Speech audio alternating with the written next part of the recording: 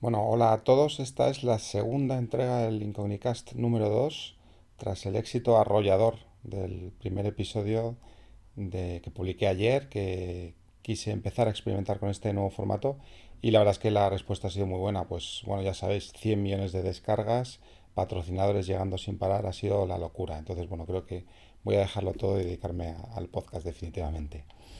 Bueno, ya en serio, gracias a todos los que habéis puesto comentarios en el blog, todos muy válidos. Me ha servido de mucho porque son cosas que sí que tenía en cuenta y que, como habréis leído luego en el post que he publicado hace un ratito, bueno, pues no he podido hacer algunas cosas que hubiera querido hacer desde el primer momento, sobre todo por no conocer un poco el funcionamiento de todo el sistema. Entonces, bueno, vamos a ir poquito a poco, paso a paso y, por ejemplo, sigo sin melodía inicial, sin efectos de audio, sin aplausos enlatados, sin risas enlatadas. Todo llegará, así que tranquilos porque esto no va más que a mejorar, esto va a ser la pera. En fin, vamos con el segundo episodio, ¿no? Si os parece, así no me enrollo mucho más. Ya he explicado un poco la experiencia, esa primera experiencia como podcaster y cómo me ha ido. Y vamos, si queréis, al lío y empiezo a comentar un poco las novedades que creo que son las más importantes del día de hoy.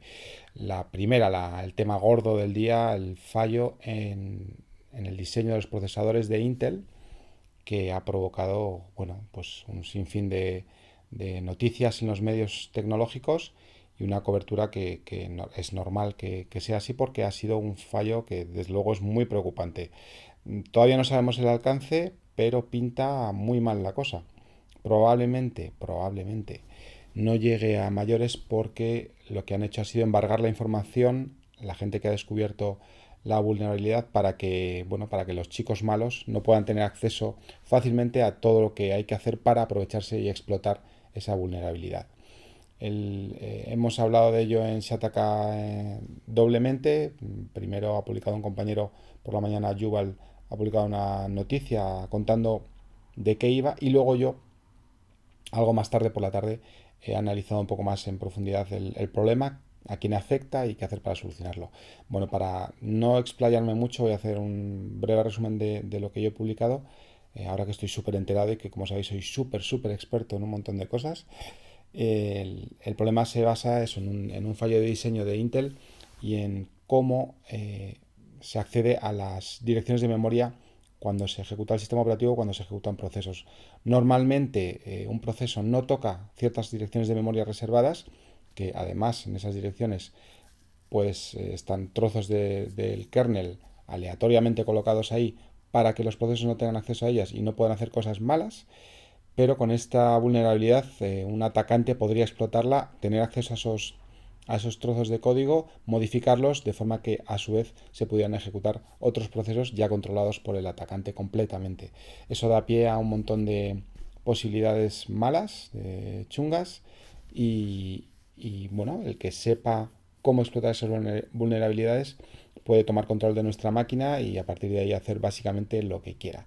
Esto que aparentemente es lo de siempre. Oye, siempre estáis hablando de lo mismo, siempre pueden acceder remotamente. Bueno, en este caso es más grave porque hay millones y millones de máquinas con esos procesadores de Intel que no se pueden actualizar por BIOS, no hay microcódigo que pueda actualizarse directamente y son los fabricantes de sistemas operativos los que tienen que lanzar parches.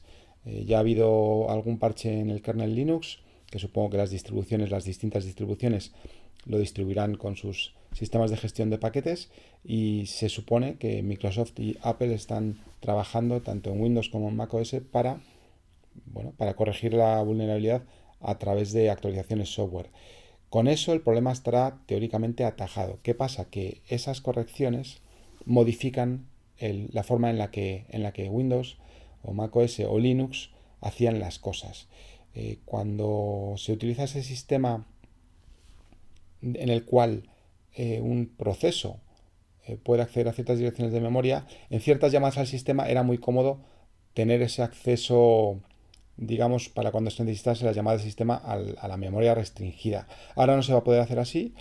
Ahora las dos zonas de memoria, kernel y procesos, van a quedar aisladas y eso va a conllevar un tiempo para cambiar entre una y otra, los cambios de contexto, si habéis estudiado sistemas operativos, pues va por ahí la cosa, va a ser más costoso para el procesador, para la máquina, y eso va a hacer que ciertas aplicaciones pues se vean perjudicadas en rendimiento. Entonces han hecho algunas pruebas preliminares en Linux y parece que en algunos casos los tiempos van a empeorar pues de forma importante, entre un 5 y un 30%, en 50% he visto en alguna prueba aislada.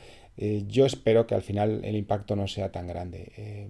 Veremos a ver por dónde van los tiros, pero la verdad es que el problema es gordo y veremos cómo lo soluciona Intel a nivel de imagen, de fabricante. A esto se une otra cosa que es bastante chunga, y es que el presidente de Intel, Brian Krzanich, vendió todas las acciones que pudo que tenía de Intel a finales de diciembre. Se supone que porque ya sabía de qué iba el pastel y porque prefirió, bueno, pues retirarlas cuando aún estaban altas, porque lo que va a pasar evidentemente es que van a bajar de forma importante las acciones, al menos durante una temporada. Eso da también pie a que AMD aproveche para, bueno, consolidar su posición. Con Ryzen el año pasado, que son procesadores muy majos, pues a lo mejor ahora más gente apuesta por Ryzen, y cuando digo más gente también digo más fabricantes, porque en portátiles apenas lo hemos visto, aunque es verdad que no había micros dedicados a portátiles de AMD, o no muchos, acaban de sacar, y porque en PCs tampoco había mucha oferta, parece que solo si te lo montabas tú mismo tenías equipos montados con Ryzen, así que yo creo que por ahí puede haber movimiento, y a ver cómo sale cómo sale de esta Intel que la ha cagado. La ha cagado, sinceramente, la ha cagado ocultándolo. Además, es un fallo que ya se venía hablando de él desde hace meses, y como siempre pasa, hasta que no explota, no mueven ficha, y me temo que si les pasa algo, se lo habrán merecido por no reaccionar. Bueno, pasamos ya a temas breves. Este podcast yo creo que va a ser un poquito más corto, bueno, para ver qué tal funciona todo. El primer tema breve, Bitcoin. Voy a hablar yo creo que mucho de Bitcoin en los podcasts. Es un tema que, como sabéis, me tiene un poco fascinado. Bitcoin y criptodivisas y cadena de bloques en general. Y bueno, aquí hay muchas opiniones muy fuertes, polos opuestos, y gente que cree que es una burbuja, y gente que, aun creyéndolo o no creyéndolo, está invirtiendo como locos. El último en invertir fuerte ha sido Peter Thiel, que es uno de los creadores de PayPal, que al principio parecía bastante en contra de esta plataforma y de esta idea, de esta tecnología, pero de repente ha invertido bastante pasta, unos cuantos millones de dólares en Bitcoin. Lo ha hecho en los últimos días, y ahora, bueno, pues parece que eso ha hecho que el valor de Bitcoin se vuelva a subir. Estaba un poquito bajo en los últimos días, había pegado un bajón por diversos motivos, y ahora con la apuesta de CIL pues parece que ha subido aproximadamente un 10-15% en 24 horas. Como siempre, las subidas en criptodivisas son muy engañosas, totalmente irracionales, y bueno, como Bitcoin hay un montón de divisas que están subiendo. En paralelo ha habido un artículo de Wired que también enlazo en el post, que habla de blockchain y la redefinición de la confianza. Aquí la idea es no hablar tanto de criptodivisas, sino de cómo la cadena de bloques se ha convertido en una alternativa para que los bancos, sobre todo, pues gestionen de otra forma el tema de las transferencias. Entonces ahí hay un debate sobre si la cadena de bloques puede sustituir a esa confianza que teníamos en los bancos y descentralizar la confianza, digamos. Y yo creo que lo que va a pasar al final, queramos o no, es que los bancos van a adoptar la idea, como parece que la están adoptando, van a crear o a utilizar el paradigma de la cadena de bloques en su propio provecho. Ya hay intentos en ese sentido, sacarán una cadena de bloques que sirva para sustituir a los métodos actuales, a SWIFT o al sistema de transferencias que utilizan actualmente, que es engorroso, es complicado, aporta mucha comisión indeseada, y si ellos al final ofrecen una alternativa válida, supongo que al final acabarán ganando esta batalla, en lugar de que surja una criptodivisa, que hay varias alternativas ahí que quieran sustituir a cómo se maneja ahora el dinero actualmente. Eso lo veo muy difícil así a priori, sobre todo si los bancos, como parece, mueven ficha. Por ahí lo de las criptodivisas, pasamos a la segunda breve, que es el tema de la adicción a juegos y si eso es una enfermedad mental o no. La Organización Mundial de la Salud parece que se está planteando incluir la adicción a videojuegos como dentro de esa categoría de enfermedad mental.